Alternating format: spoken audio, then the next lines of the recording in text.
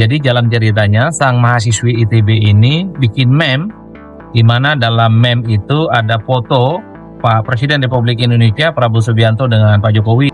Inilah yang kemudian membuat kenapa sang mahasiswi ini ditangkap oleh pihak kepolisian yang ya ini tentu menimbulkan kegaduhan, menimbulkan kontroversi, dan mungkin dianggap merendahkan harkat dan martabat Presiden Republik Indonesia, khususnya Pak Prabowo Subianto. Saya kira saat ini di tengah demokrasi yang cukup terbuka, sudah tak zaman sebenarnya menggunakan kata, gestur-gestur yang sangat sarkas dan terkesan merendahkan siapapun di negara kita. Yang paling penting dalam sebuah gerakan politik, gerakan sosial, termasuk gerakan mahasiswa, adalah konsistensi. Bismillahirrahmanirrahim. Assalamualaikum warahmatullahi wabarakatuh. Kali ini saya mau bicara tentang penangkapan mahasiswi ITB berinisial SSS yang ditangkap oleh pihak kepolisian karena dinilai melanggar Undang-Undang ITE, menyebarkan informasi bohong, menyebarkan informasi-informasi tidak valid terkait dengan unggahan meme atau meme yang kemudian dipublikasikan di media sosial. Jadi jalan ceritanya, sang mahasiswi ITB ini bikin meme, di mana dalam meme itu ada foto Pak Presiden Republik Indonesia Prabowo Subianto dengan Pak Jokowi. Inilah yang kemudian membuat kenapa sang mahasiswi ini ditangkap oleh pihak kepolisian yang ya ini tentu menimbulkan kegaduhan, menimbulkan kontroversi, dan mungkin dianggap merendahkan harkat dan martabat Presiden Republik Indonesia, khususnya Pak Prabowo Subianto. Tentu ini adalah peristiwa politik yang kemudian menimbulkan kontroversi, terutama penahanan mahasiswi ITB ini. Bahkan Istana melalui Kepala PCO Hasan Nazmi mengatakan anak-anak muda itu seharusnya dibina, tidak ditangkap, tentu untuk diberikan pembekalan dan pengetahuan bagaimana literasi digital yang komprehensif sehingga tidak terjadi hal-hal yang justru menimbulkan anasir-anasir yang kemudian melanggar hukum. Bahkan ada seorang anggota dewan yang ingin menjaminkan dirinya supaya sang mahasiswi itu dilepaskan karena sang mahasiswi itu pastinya kooperatif dan bisa diajak kerjasama. Begitu banyak pihak yang juga mengecam ya penahanan ini, misalnya BMSI, kemudian Kontras, karena ini dikhawatirkan akan membungkam kritis dan kemudian dikhawatirkan bagaimana kondisi demokrasi di Indonesia itu seakan-akan tidak kondusif dan terkesan ini semacam kriminalisasi terhadap kelompok-kelompok aktivis terutama yang dilakukan oleh anak-anak muda dan mahasiswa. Tapi kalau saya sebenarnya ingin bicara dalam beberapa aspek. Pertama, tentu sebelum ada penangkapan dan penahanan terkait dengan mahasiswa ataupun kelompok-kelompok kritis terkait dengan isu apapun, termasuk unggahan apapun di media sosial, sebelum melakukan penangkapan itu, sebaiknya memang harus dilakukan tabayun, semacam klarifikasi, apa yang kemudian diunggah itu, apa makna dan apa maksudnya. Kalau memang yang bersangkutan, yang kemudian mengunggah itu merasa tidak bersalah, dan menganggap itu tidak ada persoalan apapun, ya saya kira memang perlu ada mediasi. Dalam konteks itulah saya kira memang menjadi penting, ada semacam pendekatan-pendekatan persuasif.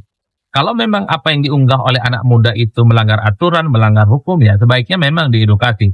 Jangan lagi terulang supaya tidak berurusan dengan persoalan-persoalan hukum. Artinya apa? Ditangkap dan langsung ditahan, ini tentu yang kemudian menjadi hal-hal yang dikritik oleh publik belakangan ini. Tidak ada persuasi, tidak ada dialog, tidak ada upaya-upaya untuk misalnya untuk mengklirkan apa yang sebenarnya dimaksudkan dalam unggahan yang disampaikan oleh mahasiswi ITB itu. Intinya ada proses dialogi. Apalagi yang mengunggah meme ataupun kritik-kritik keras itu dilakukan oleh aktivis dan mahasiswa yang saya kira memang mereka keberadaannya sangat mudah untuk dideteksi. Kampusnya jelas, jurusannya jelas, dan kemudian yang paling penting ya harus ada suasana dialogis yang secara prinsip supaya ada edukasi, tak terulang peristiwa-peristiwa yang dianggap melecehkan, merendahkan, dan melukai harkat dan martabat orang-orang penting di negara kita. Itu yang pertama. Yang kedua, ini juga menjadi pembelajaran bagi adik-adik mahasiswa, aktivis-aktivis kritis, bahwa mengkritik siapapun, terutama pemerintah ya, tidak harus dengan cara-cara yang brutal, tidak harus dengan cara-cara yang kasar, tidak harus dengan cara-cara melecehkan ataupun merendahkan. Secara prinsip, kita mengkritik orang itu adalah substansinya, isinya, kira-kira apa yang dikritik. Tentu harus disampaikan dengan cara-cara elegan. Saya kira saat ini di tengah demokrasi yang cukup terbuka, sudah tak zaman sebenarnya menggunakan kata, gestur-gestur yang sangat sarkas dan terkesan merendahkan siapapun di negara kita. Yang paling penting dalam sebuah gerakan politik, gerakan sosial, termasuk gerakan mahasiswa, adalah konsistensi, mengawal kebijakan, hal-hal yang memang tidak sesuai dengan kepentingan rakyat. Misalnya, kalau memang teman-teman mahasiswa tidak setuju terkait dengan Undang-Undang Cipta Kerja, ya protes terus, demo terus, kawal terus, bahkan harus digugat misalnya sampai ke Mahkamah Konstitusi. Kalau adik-adik mahasiswa dan kelompok-kelompok kritis misalnya tidak setuju dengan revisi Undang-Undang TNI yang kemarin disahkan misalnya, kawal terus, ajukan keberatannya kepada Mahkamah Konstitusi dan seterusnya dan seterusnya. Ini adalah salah satu model gerakan-gerakan politik yang juga lazim dilakukan oleh kelompok-kelompok kritis dan sejumlah tokoh penting di berbagai negara. Contohnya Mahatma Gandhi. Mahatma Gandhi itu sangat menghindari istilah dan bahasa-bahasa yang sangat provokatif dan merendahkan orang lain. Dan bahkan tokoh sekelas Mahatma Gandhi di India memang menganjurkan gerakan-gerakan yang anti kekerasan.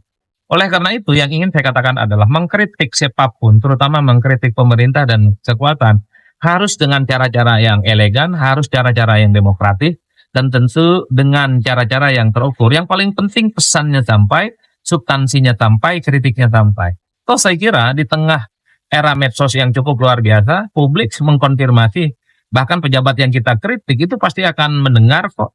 Sebut saja misalnya, kalau kita mengkritik kebijakan pemerintah, mengkritik presiden, mention aja IG-nya, mention aja Twitter-nya, mention aja YouTube-nya, ataupun kanal-kanal resmi yang dimiliki oleh pemerintah. Saya kira akan dibaca apa kritik-kritik kita.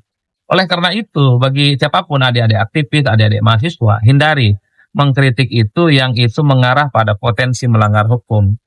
Inilah yang saya kira bahwa sekalipun kita marah, siapapun kita gitu ya, sekalipun hati dan pikirannya mendidih, tentu harus menghindari cara-cara yang melanggar hukum.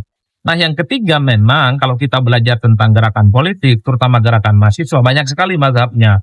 Ada mazhab yang anarkis seperti ya misalnya bakar-bakar ban dan merusak fasilitas publik. Tapi anarkisme itu kan kalau di kita melanggar undang-undang dan bahkan bisa berurusan dengan kasus hukum kalau melakukan tindakan-tindakan anarkis. Bahkan revolusi-revolusi besar di dunia memang melakukan dengan cara-cara tindakan-tindakan anarkis. Ada juga cara yang sifatnya lunak. So, menggunakan cara-cara yang bersahaja dengan cara-cara berdiplomasi, bertemu dengan elit kunci, bertemu dengan pihak-pihak yang selama ini mungkin bisa dianggap mengubah keadaan yang sesuai dengan kebutuhan rakyat. Jadi memang kalau kita membaca konfigurasi gerakan politik internasional, bahkan konfigurasi politik yang ada di Indonesia, memang tergantung gimana mazhabnya. Ada yang mazhab galak, ada yang kios-kios, kemudian dengan cara-cara anarkis. Tapi sekali lagi tindakan anarkisme, merusak fasilitas publik, itu kalau di Indonesia itu juga melanggar undang-undang. Begitupun dengan cara-cara secara kasar dan secara brutal misalnya memfitnah seseorang, memfitnah elit, atau memfitnah siapa saja di media sosial. Itu kan sekarang ada undang-undang ITE yang setiap saat bisa dipakai ya, untuk melakukan serangan balik. Oleh karena itu di tengah begitu banyak model protes publik, kalau saya sih sebenarnya adalah mazhab lunak. Yang paling penting adalah konsistensi, bagaimana kita mengawal supaya isu yang kita perjuangkan itu tuntas dan sampai selesai. Ingat loh, perjuangan itu tidak sekali jadi, kritik itu tidak sekali tuntas, tidak bisa semudah membalik telapak tangan seperti kun payakun, tidak bisa. Kita lihat misalnya gerakan 98, itu jangan lihat ketika Presiden Soeharto mengundurkan diri di bulan Mei 98, tapi lihatlah ke belakang 5 tahun, 10 tahun, bahkan butuh 30 tahun dari gerakan mahasiswa untuk meminta Pak Soeharto itu untuk mundur dari jabatan politiknya. Begitupun misalnya ketika begitu banyak pihak yang berusaha untuk menghilangkan ambang batas presiden 20%, beberapa waktu yang lalu, beberapa bulan yang lalu, MK sudah menghilangkan ambang batas presiden 20%. Jangan dilihat itu selesai dalam waktu sehari dan dalam waktu sebulan.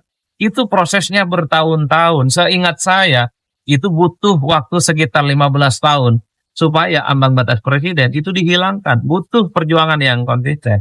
Oleh karena itu bagi saya, adik-adik mahasiswa, adik-adik aktivis, yang paling penting adalah istiqomah terkait dengan semua hal, semua isu yang kita perjuangkan.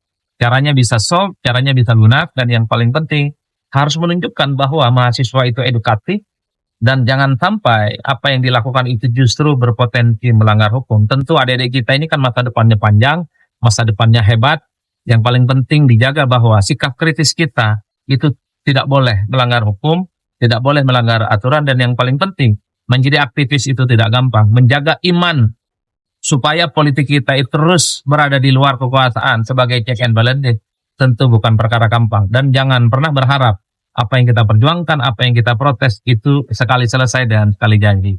Jadi ini yang saya kira memang saya menjadi penting untuk urun rembuk ya, bagaimana kita belajar dalam kasus mahasiswi ITB yang kemudian ditangkap oleh pihak kepolisian, sempat ditahan, dan alhamdulillahnya ini sudah dilepaskan, dan bagi saya secara prinsip ini harus dijadikan sebagai pembelajaran bersama.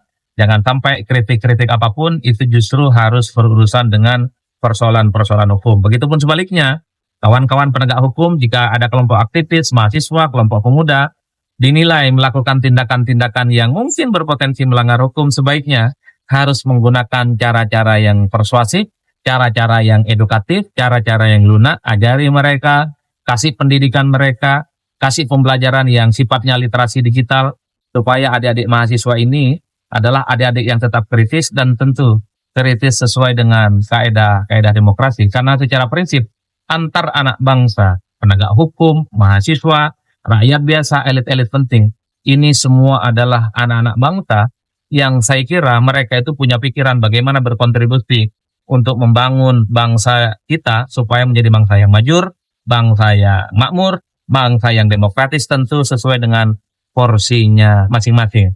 Mari dahulukan dialog, mari kedahulukan bahwa kritik itu tidak harus menghina dan merendahkan martabat orang lain. Salam politik syaun-syaun, pastinya mantap semantap-mantapnya. Assalamualaikum warahmatullahi wabarakatuh.